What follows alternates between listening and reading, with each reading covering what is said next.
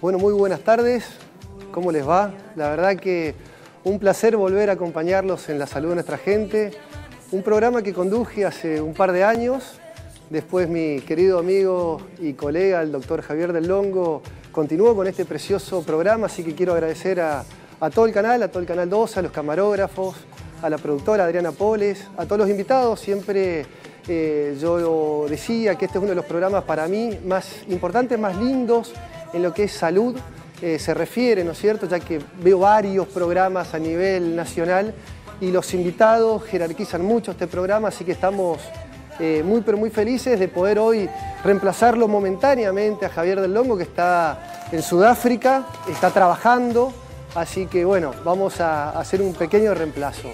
Hoy tenemos temas muy importantes para la concientización de la población y aportar un granito de arena en la educación de estas enfermedades, ¿no?, que se suscitan. Hoy es el Día Mundial del Parkinson, así que vamos a estar hablando de dicha enfermedad. Ya estamos en la mesa con la doctora, que vamos a hablar acerca de enfermedades infecciosas. Nuestra región es una región de riesgo para algunas enfermedades como el dengue, fiebre amarilla, chikungunya, zika, así que vamos a estar hablando un poquito de estas enfermedades. Y en el último de los bloques vamos a hablar a propósito del Día Mundial de la Salud, que fue hace poquitos días, el 7 de este mes.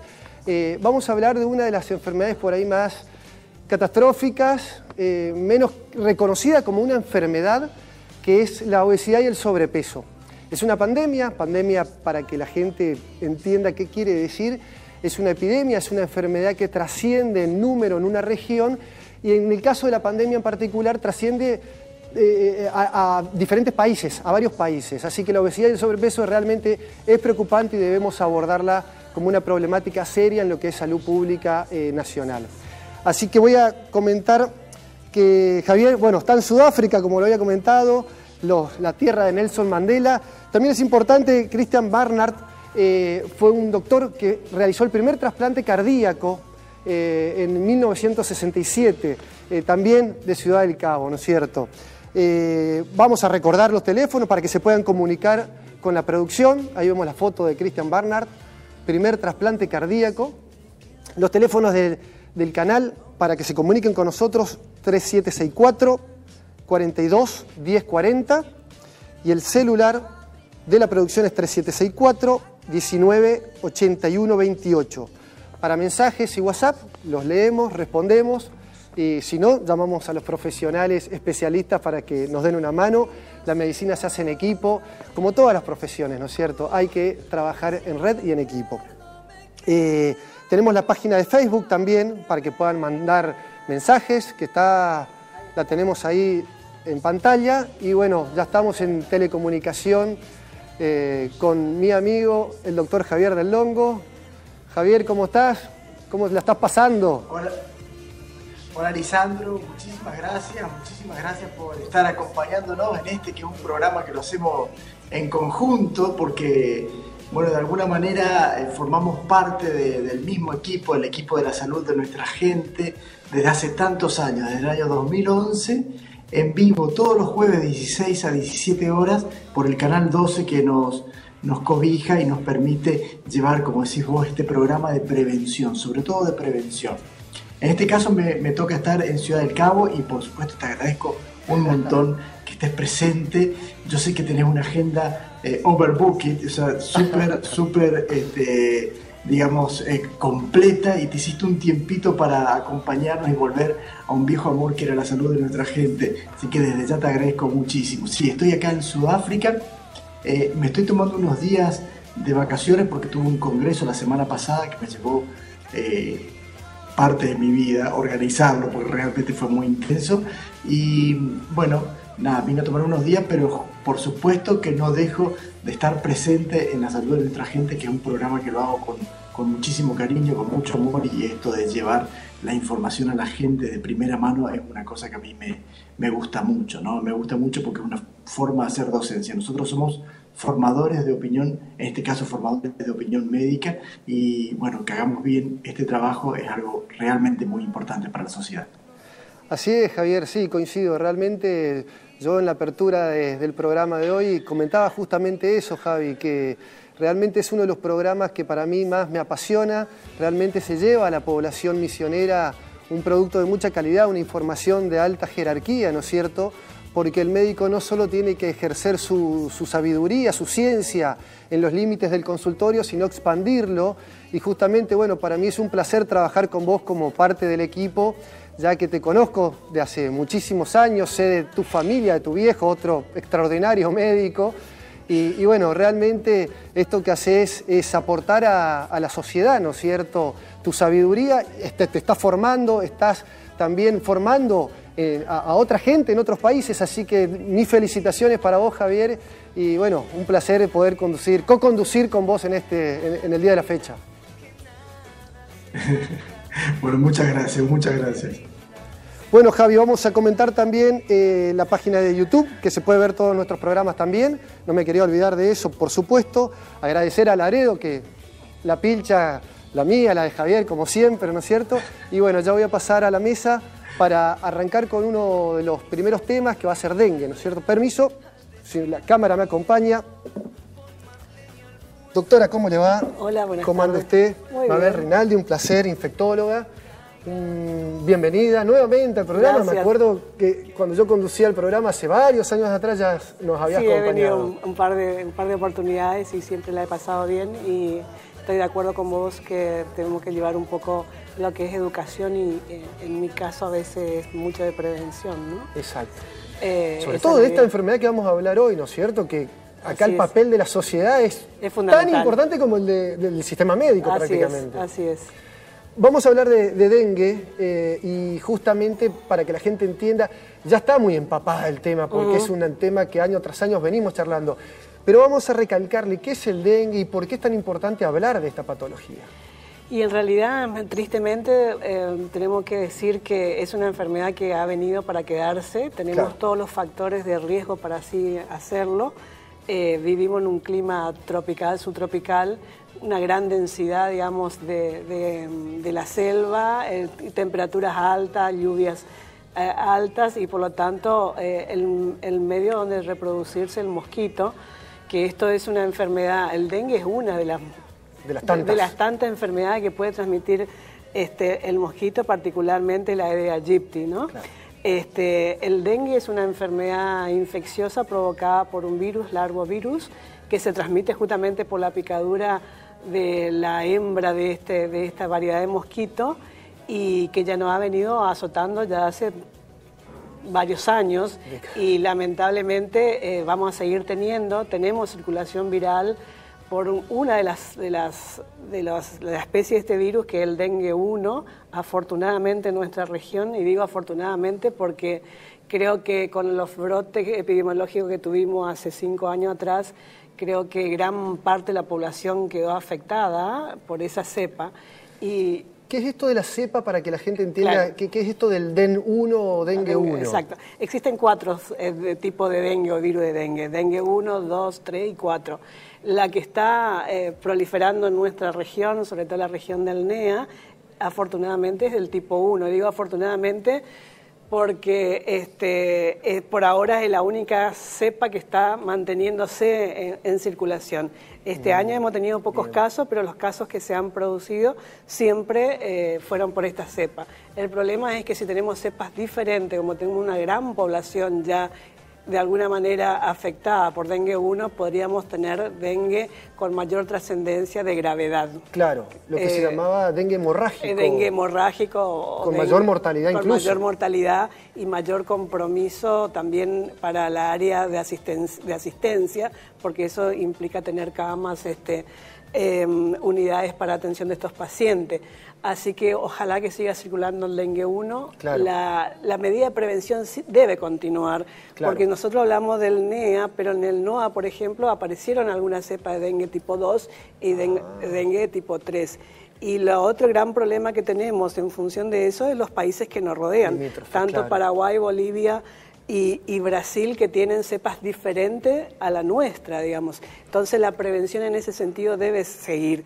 Y como vos bien dijiste, la población tiene un rol fundamental en esto, porque lo que tenemos que hacer es tener limpias nuestras casas y el peridomicilio, articulado con la actividad del municipio y de otras entidades gubernamentales. Pero si no logramos concientizar que las personas son responsables de su domicilio y de la limpieza, todo lo que se puede hacer por afuera va a fracasar. Claro, porque a veces pasa el camión que va tirando la nube del insecticida, digamos, pero esa nube no llega dentro de la casa o algún baldío.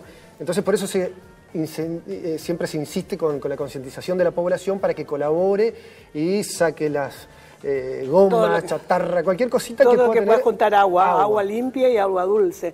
El mosquito tiene un hábitat domiciliario, así que es fundamental que nosotros no le demos cabida en nuestras casas. Y eso es justamente eliminando todo foco donde pueda tener agua limpia, estancada, digamos, que ese es el requisito fundamental. Por eso sacar lo que decís vos, los portas maceteros, ver las canaletas de las casas, sacar la basura, de cosas tan chicas como una tapita de una gaseosa, toda aquella pequeña superficie que puedan contener agua es el nido para la proliferación del mosquito. Y en ese sentido no nos debemos cansar. Claro. No solamente para evitar esta enfermedad, sino también las otras enfermedades que están asociadas con el mismo mosquito, ¿no? Claro. Zika, chikungunya, fiebre amarilla y apareció en Panamá el virus Maro, que también es una cosa muy parecida, otro más, que también es transmitida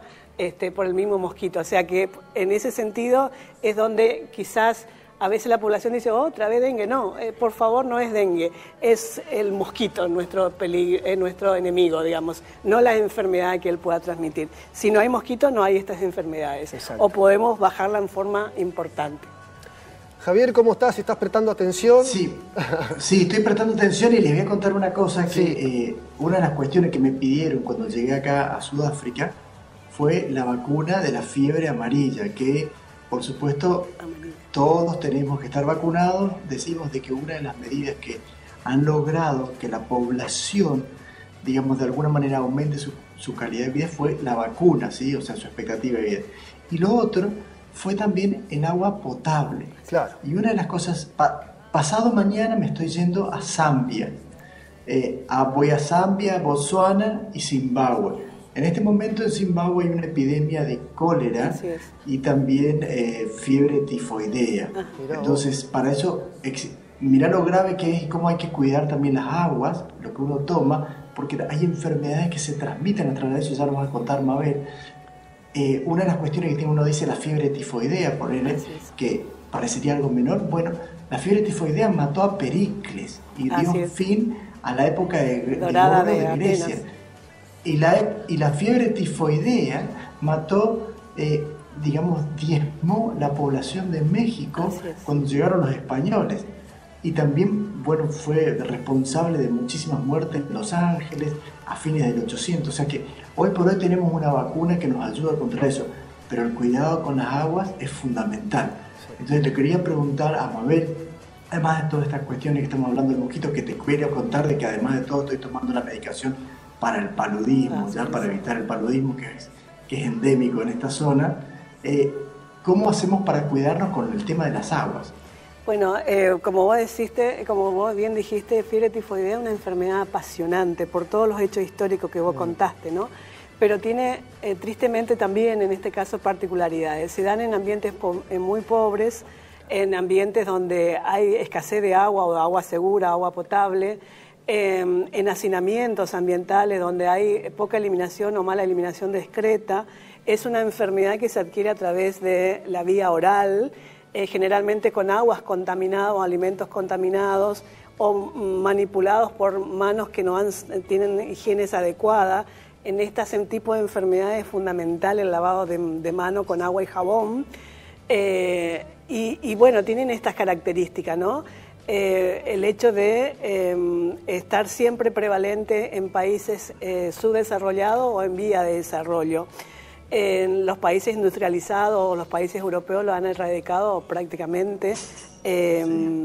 Por lo tanto, tiene este tipo de característica.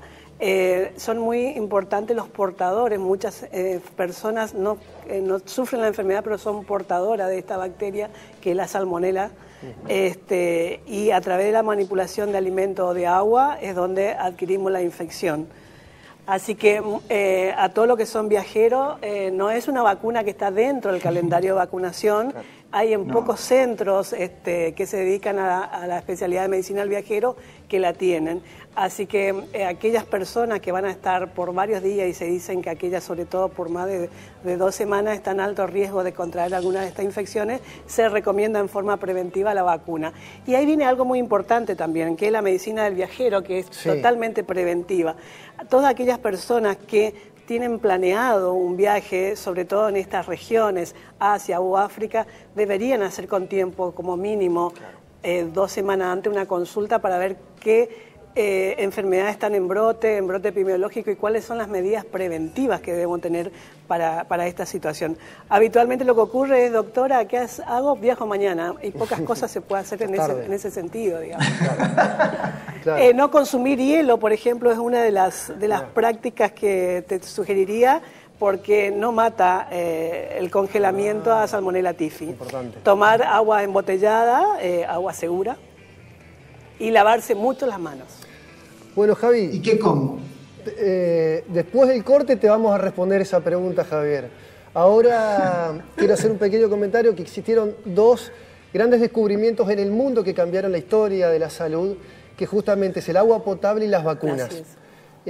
Así que con esa información vamos a ir al primero de los cortes y después respondemos esa pregunta, Javi. Seguimos en la salud de nuestra gente con el doctor Javier del Longo desde Sudáfrica. Bueno, estamos hablando de dengue, justamente una de las enfermedades que a nosotros como misioneros nos preocupa. Hablábamos con la doctora recién en el corte de los signos y síntomas de esta enfermedad para que la gente pueda detectarlo o sospecharlo de manera precoz. Bueno, los síntomas son fiebre alta generalmente, dolor muscular, dolor articular, tanto así que es la enfermedad del rompehueso, el paciente siente mucho dolor. Quebranta hueso, me acuerdo, me decía hueso, exactamente. Mi profesora. Tanto en la magnitud, muchas veces se confunde con la gripe por esa situación. Puede haber cefalea, como dije, puede haber un rayo, son como un salpullido. Puede haber náuseas y vómitos también en esta situación. Pero lo que tenemos que aclarar, Lisandro, es que solamente un 20 o un 30% de la población tiene síntomas.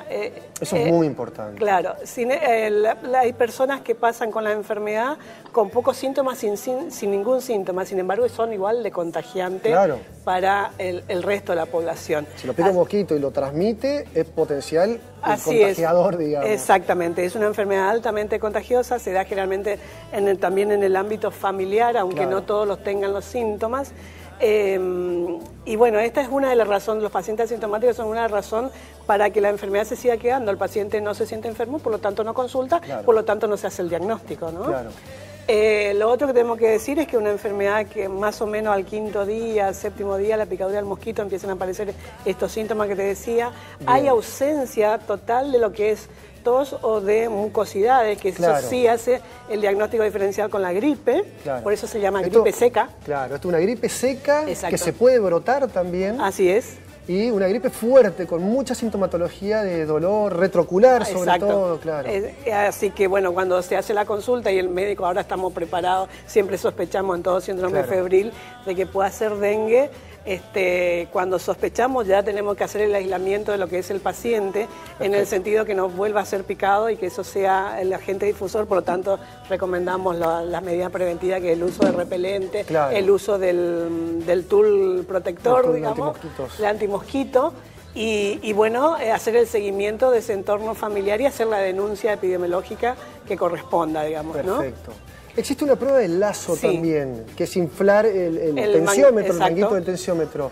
¿Se utiliza? Se utiliza, sobre todo cuando uno tiene el paciente, ayuda como diagnóstico diferencial en la clínica. Si uno mantiene ese manguito insuflado, como generalmente provoca plaquetopenia, esta enfermedad, aparecen unos puntillados. Si aparece el puntillado, es la bajada de plaquetas. Bajan las plaquetas, que son las células de la coagulación. Así entonces uno tiende a sangrar en esta enfermedad. Así es. Y esa prueba hace que se manifieste ese síntoma y puede hacer sospechar con mayor sensibilidad a la enfermedad. Así es. Es más, a veces en medio epidemiológico, Lisandro, cuando tenemos muchos brotes, claro, la clínica maestro ya hace el diagnóstico y lo que tenemos que decir a la población es por favor no se automedique.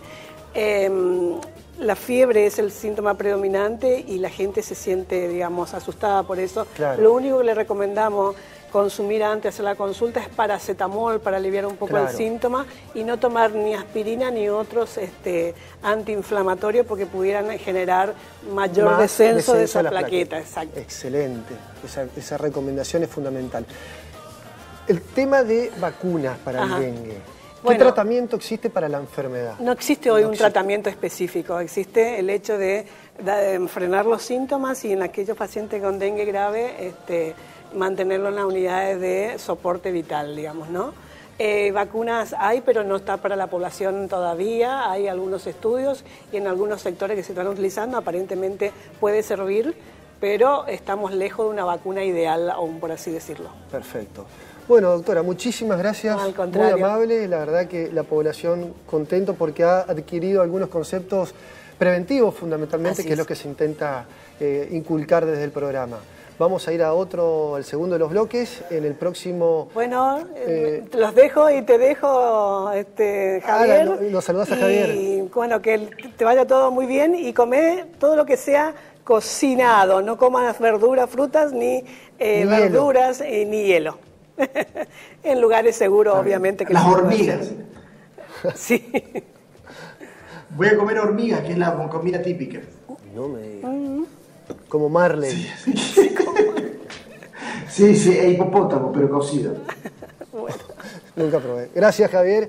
Ahora nos vamos a ir a otro de los cortes. En el próximo bloque vamos a hablar de Parkinson, que justamente estamos transcurriendo el Día Mundial. Enseguida volvemos. Seguimos en la salud de nuestra gente con el doctor Javier Del Longo desde Sudáfrica. Muchas gracias, doctor, por venir al programa. Gracias, vamos a hablar un poquito de esta enfermedad, Cristian Bartoluzzi. Estamos cursando el Día Mundial del Parkinson, así que vamos a hablar un poquito de qué se trata esta enfermedad neurodegenerativa y qué quiere decir un poquito esto, doctor. Muy bien, muy bien. Bueno, como decías, conmemora el Día Mundial del Parkinson el 11 de abril en conmemoración a James Parkinson, que fue un neurólogo británico. Se conmemora por el nacimiento de él, que la describió hace más de 200 años a esta enfermedad que la describió como parálisis agitante. Ahora te voy a explicar por qué. Como dijiste bien, es una enfermedad neurodegenerativa, progresiva, lentamente progresiva, que va afectando las neuronas del sistema nervioso. Y crónica. Crónica, sí, y progresiva. Va afectando las neuronas en el sistema nervioso, especialmente una estructura en el mesencéfalo que es la sustancia nigra. Con esto produce que se fabrique menos dopamina, que es un neurotransmisor del cerebro, y a partir de este déficit de dopamina se produce algunos síntomas que son los síntomas motores que vemos más frecuentemente, como son el temblor, como son la rigidez, como son la lentitud para iniciar los movimientos y los trastornos de la marcha. Que es lo típico. Lo típico de la enfermedad es eso, lo que vemos es eso. Generalmente produce temblor, que es el primer síntoma que aparece, que es un temblor que tiene ciertas particularidades, que es un temblor en reposo, ¿sí? Claro. Que comienza de forma unilateral, pero después progresa a bilateral. Entonces, cuando ponemos al paciente en reposo, generalmente empieza con un temblor de la mano, de la pierna, un temblor muy característico, es un temblor en cuentamonedas, ¿sí? Que el paciente hace esto con los dedos. Sí. Presenta rigidez, también rigidez muscular, a veces con dolor, a veces sin dolor. Lentitud para iniciar y mantener los movimientos del paciente cuando le hacemos hacer ciertas maniobras, el paciente está más lento. Y trastornos posturales, el paciente con Parkinson en algunas etapas de la enfermedad empieza a caerse. Esos son los síntomas motores, pero también existen los síntomas no motores de la enfermedad, como son la pérdida del olfato, ¿sí? Los trastornos del sueño REM, ¿sí? Que son sueños como muy vívidos del paciente, que como en el sueño REM está la actividad onírica, la actividad de los sueños, el paciente es como que actúa los sueños. Los síntomas no motores, ¿sí? Predice cerca de 10 años la enfermedad. Entonces es importante que también los médicos sepan sospecharlas ya desde antes, cuando el paciente ya empieza con pérdida de olfato, cuando empieza con los trastornos del sueño REM. Claro. Entonces es una enfermedad que afecta a adultos mayores, ¿sí? Generalmente es mucho más frecuente después de los 65 años, pero también se presenta en pacientes jóvenes.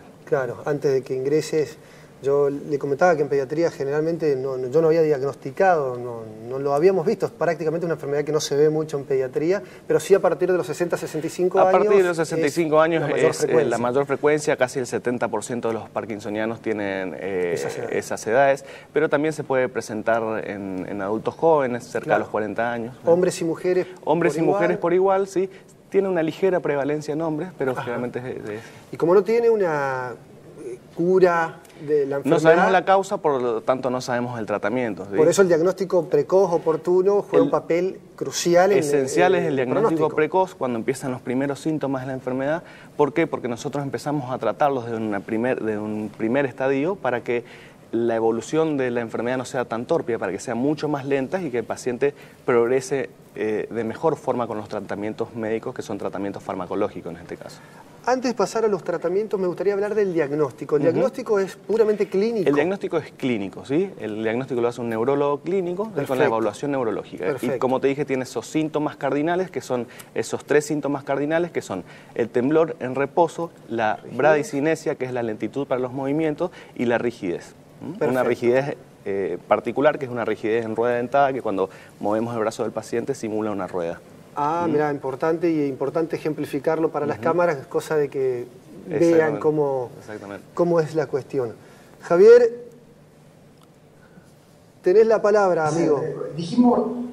Decíamos de que era más frecuente después de los 60 años, pero todos tenemos en la memoria aquella Volver al Futuro, donde actuaba el actor que era menor de 40 años cuando le diagnosticaron el Parkinson. Entonces yo quería que también Cristian nos cuente un poquitito, así que bienvenido Cristian, disculpame no te saludé ahí. Bienvenido Javier, gracias. Gracias por estar presente. Era, si podía aparecer antes, si tenía que ver con alguna cuestión familiar, o sea, tengo mi papá, mi abuelo que tuvo Parkinson, ¿qué relación tiene con mi vida futura? Porque bueno, obviamente que nos va a hablar también del tema de si lo podemos prevenir o no. Y la última, que también nos acordamos de que padeció un Parkinson, Mohamed Ali, que fue el boxeador. Entonces, si el Parkinson que tenía este boxeador tenía algo que ver con algún deterioro que haya recibido a través de los golpes, claro, sí. Bueno, en el caso del boxeo, ¿no? Son dos situaciones muy diferentes. En el caso de Mohamed Ali, lo que se diagnosticó o lo que tiene Mohamed Ali, lo que tuvo Mohamed Ali es una demencia pugilística, ¿sí? A través de los microtraumatismos de los golpes generó la enfermedad, ¿sí? Eso es una de las teorías en cuanto a Mohamed Ali. Y después con el otro personaje de Michael Fox. Michael Fox. Exactamente. Como te dije, también puede presentarse en adultos jóvenes. Eso sí puede tener una cierta predisposición genética. Generalmente puede estar ligado o tiene mayor riesgo el paciente si sus padres tuvieron Parkinson. Buen dato, sí. Sí. Porque insistimos por ahí que los síntomas cardinales, Javi, aparecen 10 años después de algunos síntomas más inespecíficos. Exactamente, algunos síntomas que por ahí no llaman tanto la atención, pero bueno, los médicos tenemos que conocerlos porque obviamente que podemos empezar a tratarlos a estos pacientes de las etapas muy tempranas, incluso de las etapas asintomáticas, de los que no tienen los síntomas motores. Claro, eso es importantísimo. ¿Y el abordaje de la enfermedad es un abordaje por el neurólogo como médico de cabecera? Es un abordaje integral con neurólogos, fisiatras, kinesiólogos. Problemas de depresión suelen tener. Depresión, sí. Que son muy frecuentes incluso, o sea, psicólogos, psiquiatras también. Exactamente. Como actúa una sustancia que es un neurotransmisor, la dopamina, que generalmente es un neurotransmisor excitatorio, generalmente cuando hay déficit de dopamina también aparecen los síntomas de depresión. Está muy ligado con la depresión. Perfecto. También es verdad que si bien no se relaciona directamente la enfermedad de Parkinson con deterioro cognitivo, en las etapas más avanzadas de los pacientes con Parkinson se ve que tienen deterioro cognitivo con pérdida de la memoria y bueno, pérdida de las funciones de todas las actividades de la vida diaria del paciente, ¿sí? Claro. En la Argentina tenemos un número, ¿se sabe cuántos diagnósticos anuales? En Argentina hay cerca de 100.000 personas afectadas con cerca de 100.000. Cerca de 100.000, sí. Y a nivel mundial hay casi 6 millones de personas afectadas con la enfermedad. Es importantísimo. Es un número importante, ¿sí? Es la segunda demencia, ¿sí? Es la segunda enfermedad neurodegenerativa, ¿sí? Después del Alzheimer. Después del Alzheimer. Claro. Javier, doctorazo, vamos a ir a otro de los cortes, así que en el próximo vamos a seguir hablando del Parkinson. Quédense con nosotros. Seguimos con el doctor Cristian Bortoluzzi hablando de enfermedad de Parkinson y hablábamos en el corte justamente del abordaje terapéutico, de lo que es el tratamiento de esta enfermedad, que el doctor, bueno, me estaba dando algunas perlitas al respecto. Bueno, en cuanto al tratamiento, el tratamiento farmacológico es el tratamiento de primera línea. Generalmente son con agonistas dopaminérgicos, ¿sí? Significa que le damos una medicación para que darle una señal al cerebro para que fabrique más dopamina, ¿sí? Claro. Esos son los estadios más tempranos, y después directamente con dopamina, dopamina administrada vía oral. Obviamente que hay que ser muy cuidadoso con el tratamiento y no es darle en cualquier momento el tratamiento. El tratamiento tiene que ser controlado, tiene que ser, generalmente cada pastilla tiene un horario, que generalmente es cada 4 horas por la vida media, el tiempo de acción de la droga en el cuerpo. Y tiene que ser controlado y no es a demanda porque tiene muchas complicaciones la medicación. Entonces hay que saber administrar la medicación porque si no genera efectos secundarios muy tempranamente. Claro.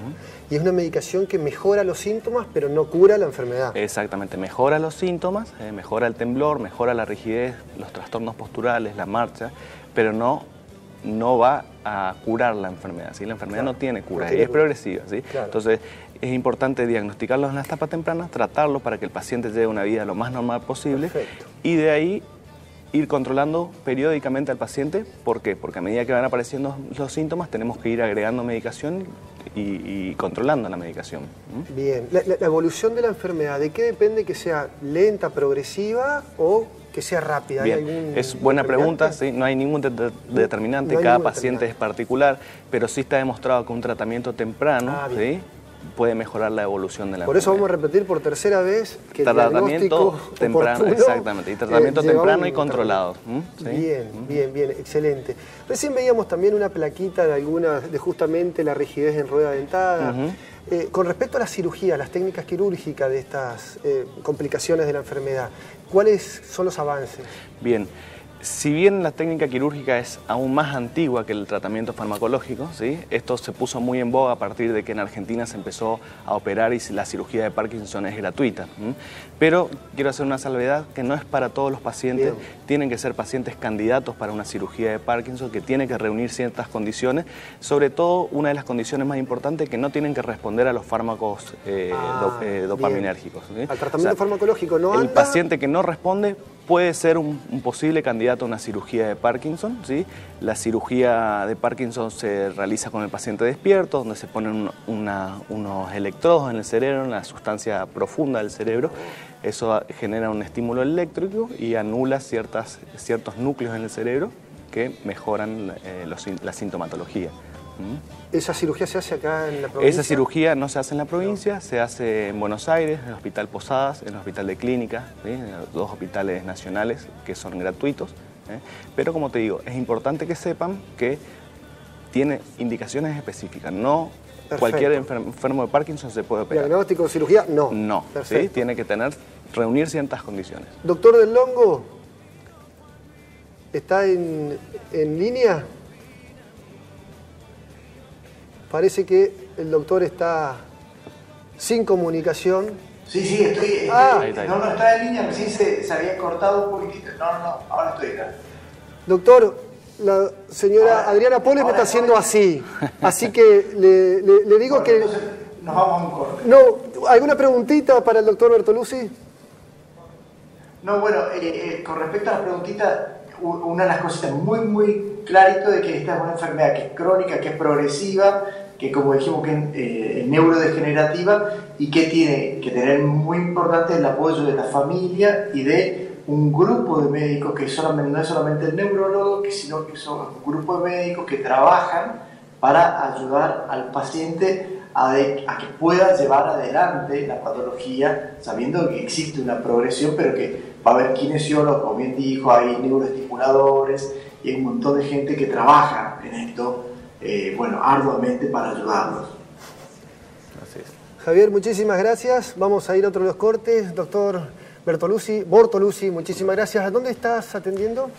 Por la mañana en el Hospital Madariaga y a la tarde en el Centro Neurológico Ceneuro, ubicado acá en Junín 1852 en el primer piso.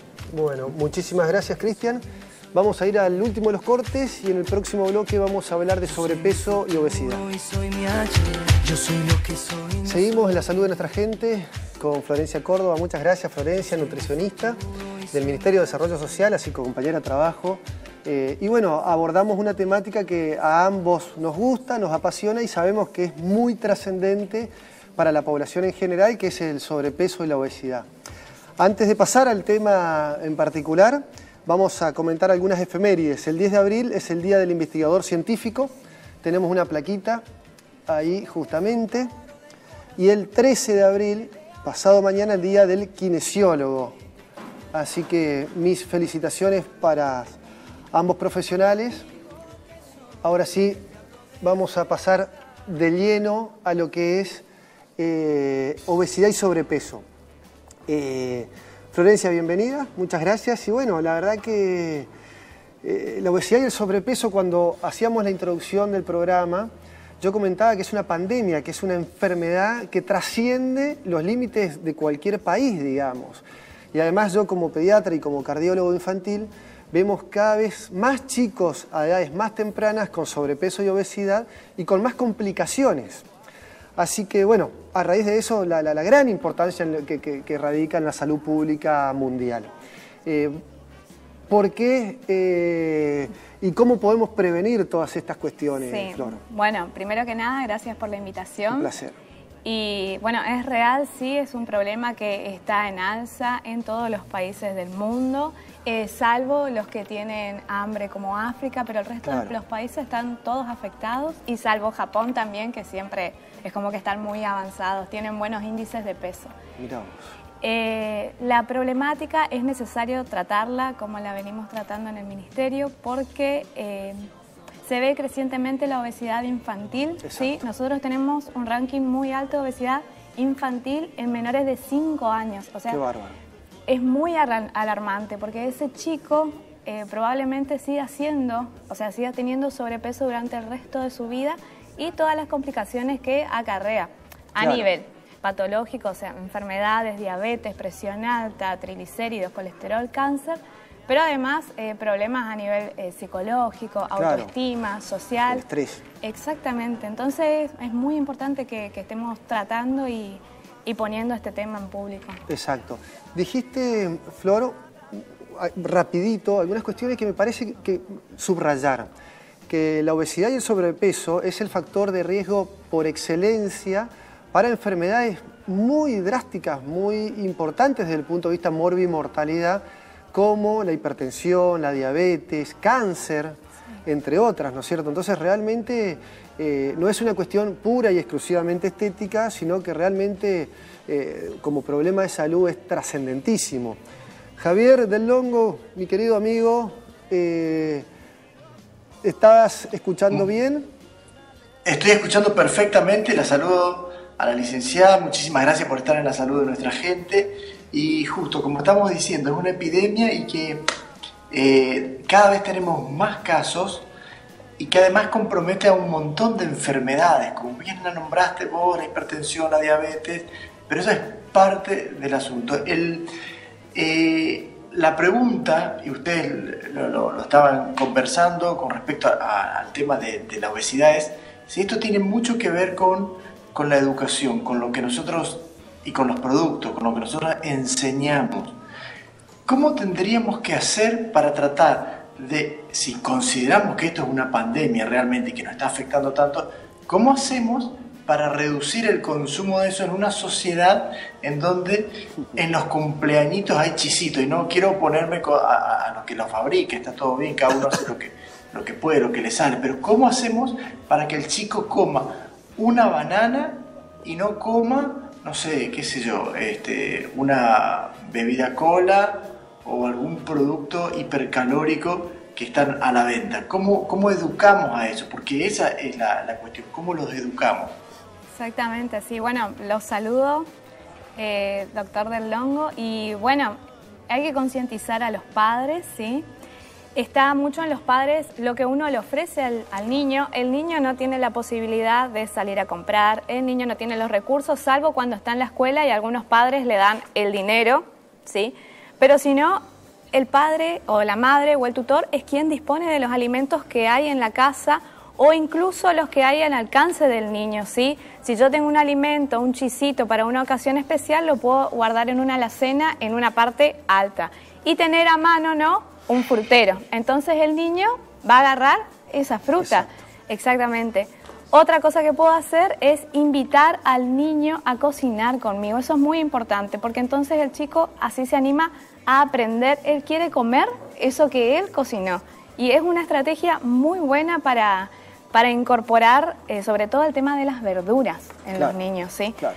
Sí, sí. Ya, pero muchas veces los padres tampoco saben, y lo digo entre comillas, cocinar sano, ¿no? O sea, cocinar de hipocalórico o con un control calórico normal. Y por otro lado, la comida rápida siempre es como más tentadora.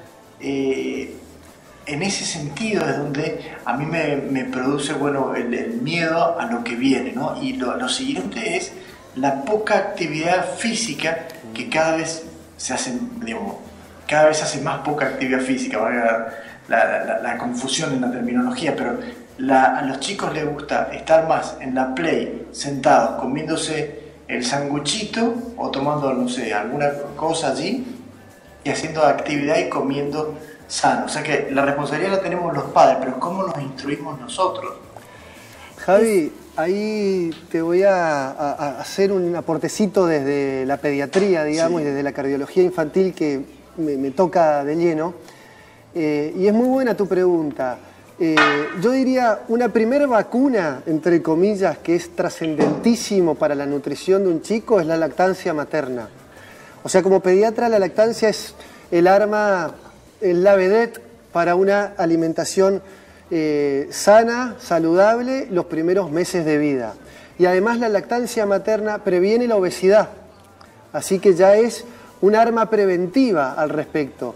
Y puntualmente con tu pregunta, con el tema de los padres, que es muy buena la pregunta, porque yo en el consultorio muchas veces veo un paciente con sobrepeso u obesidad y le pregunto en el interrogatorio a los padres, ¿es sanito? Sí, sí es sanito. Los padres no tienen concientización de que la obesidad es una enfermedad. O sea, antes estaba como caratulada como un chico gordito es sanito y el flaquito está con alguna enfermedad o parásito. Eso es falso, no solo falso, sino que es todo lo contrario, digamos. Así que los padres realmente tienen que colaborar en ese aspecto y los niños aprenden por imitación muchas de las cuestiones que van adquiriendo sus conocimientos. Entonces, si en la casa se come sano, no se pone el salero en la mesa, no se come todos los días pizza, etcétera, como decía muy bien Florencia, realmente el niño va a incorporar esos conocimientos y despacito va a comer cada vez más sano, que no es fácil y en los números y en las estadísticas eso se demuestra porque la obesidad crece, por ende los padres realmente es algo difícil de concientizar que es una enfermedad y que es una enfermedad de índole mundial. Sí, es muy difícil. ¿Sabes lo que decía mi profesor? ¿Sabes lo que decía mi profesor de nutrición? ¿Qué? Decía que en la heladera había que tener agua nomás, para no tentarse. Y bueno, es correcto. El agua es sana. Claro, es más rica por ahí las colas, pero bueno, realmente uno tiene que pensar en la salud, no solamente en lo estético, sino que tiene que concientizarse de que hay muchas cuestiones que... Y además, acá sí, yo le iba a hacer una pregunta a Florencia, que no hay comidas malas y comidas buenas. No es así. Se puede incorporar una Coca-Cola para comentar. Se puede, no es un problema. No. Todo su debido... Incluso va con esto, o sea, es un trabajo para los padres comer sano. Porque lo que la mayoría, o sea, a mí me pasa con mis pacientes, es que quieren que vos le digas qué tengo que comer, cuánto de esto, no quieren, realmente es un problema pensar en la casa, ver qué puedo comer, cómo me puedo organizar, ¿sí? La gente quiere una dieta estándar. Claro.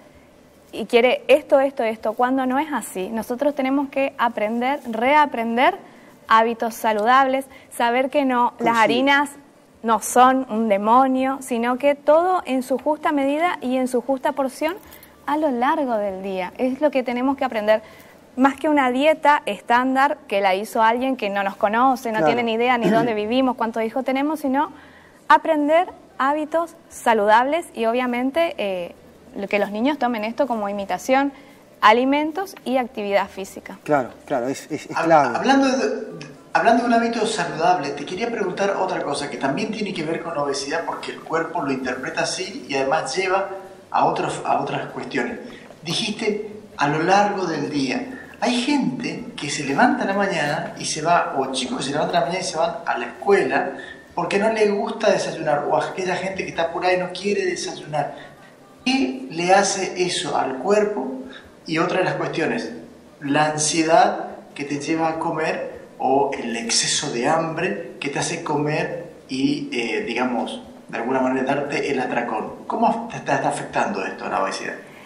Es un problema, el tema, hay que aprender a diferenciar entre el hambre real y el hambre emocional. El hambre real, cuando tengo hambre real, probablemente me duela la cabeza, sienta mareo, me sienta cansado, me duele la panza. Y después está el hambre emocional, que es el que asocio, estoy aburrido, como una chipa. O la verdad que hoy fue un día súper agotador y hoy a la noche me merezco una pizza y una cerveza, ¿no? ¿Puede ser? Ocasionalmente esto no está mal, pero el problema es cuando es repetitivo. Entonces, cuando las ocasiones son todos los días, ¿no? Cuando las ocasiones son todos los días, ahí está el problema. Entonces tengo que aprender a diferenciar el hambre real, o sea, ¿tengo hambre o es una emoción que me lleva a comer esto, sí? Y en cuanto al desayuno, es fundamental, sobre todo, en todo es fundamental, pero en los niños aún más, porque van a la escuela o hacen gimnasia o tienen alguna actividad a la mañana y es el combustible que le va a permitir al niño estudiar, memorizar, tener la energía. Es súper importante que los padres sean conscientes de esto, de levantarse 10 minutos antes, aunque sea, y preparar el desayuno, sentarse con el chico, porque si el papá no desayuna y el chico tampoco va a desayunar, sentarse juntos y desayunar, es súper importante. Seguro. Y con respecto a las comidas que hay que hacer en el transcurso del día, ¿cuántas tienen que ser y qué características a grandes rasgos tienen que tener las comidas? Y lo que se recomienda siempre es no saltearse ninguna: desayuno, almuerzo, merienda, cena y si hago actividad física, colaciones. Perfecto. Las colaciones, por lo general, lo más fácil, lo más accesible, puede ser frutas, una barrita de cereal. Y en cuanto al desayuno y la merienda, lácteos, frutas e hidrato de carbono. Hidrato de carbono me refiero a un puñado de cereales, un puñado de avena, puede ser una galletita, puede ser una tostada, esos son los hidratos de carbono. Y en cuanto al almuerzo y la cena, siempre recomiendo, es como un tip práctico, que la mitad del plato tenga verduras. ¿Sí? Entonces, como cosa práctica, yo ya estoy incorporando una buena porción de verduras en el almuerzo y en la cena. Y después la otra mitad del plato puede tener en un momento del día carne. Claro. Y el otro cuartito podría ser arroz, lenteja, lo que me guste. Pero si yo tengo a la mitad del plato ensalada, verdura, alguna preparación con verdura, ya me aseguro de incorporar esos nutrientes. Perfecto. Ya estamos. Adriana me hace... Ya estamos. Justo estamos copados, así que queríamos seguir. Necesitábamos media hora más, Javi. Tenemos que despedirnos, Javier. Bueno, ¿qué va a hacer? Un programa más. Yo te agradezco un montón, Lisandro, que estés ahí presente, con una tranquilidad enorme, y un saludo a toda la audiencia por habernos acompañado esta vez en la salud de nuestra gente. Javier, un gran saludo, un placer co-conducir con vos este programa, para mí es muy importante.